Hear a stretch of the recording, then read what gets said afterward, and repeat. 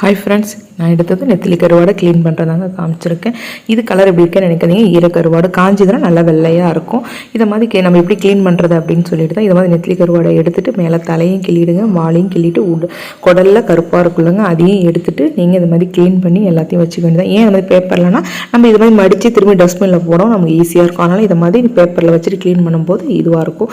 இதை மாதிரி இப்போ அடுத்தது நான் க்ளீன் பண்ணதை வானலில் போட்டு இதை மாதிரி நீங்கள் நல்லா இது பண்ணிங்க கையால் பெரட்டின மாதிரி செஞ்சிங்கன்னா அதில் இன்னும் இருக்கிற தூசியும் நமக்கு வந்துடும். இப்போ பாருங்கள், நான் வானலில் காமிச்சிருக்கேன். இன்னும் இருக்கிற தூசி அதில் நமக்கு கொட்டிருந்துடுச்சு.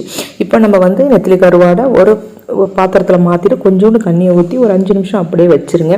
அதுக்கப்புறம் இதை மாதிரி ஒரு 4 தடவை தண்ணியை ஊற்றி நீங்கள் க்ளீன் பண்ணிங்கன்னா நமக்கு தண்ணி கிளியர் ஆகி நெத்திலி கருவாடு க்ளீனாக ஆகிடும். இதை மாதிரி க்ளீன் பண்ணி நீங்கள் கருவாட்டு குழம்பு ரொம்ப டேஸ்ட்டாக இருக்கும். நான் நெத்திலி கருவாடு எப்படி செய்வேன்ற ஃபுல் வீடியோ லிங்க்கும் நான் அதில் கொடுக்குறேன், மறக்காமல் பாருங்கள் ஃப்ரெண்ட்ஸ். இப்படி தான் ஃப்ரெண்ட்ஸ் வைக்கணும்.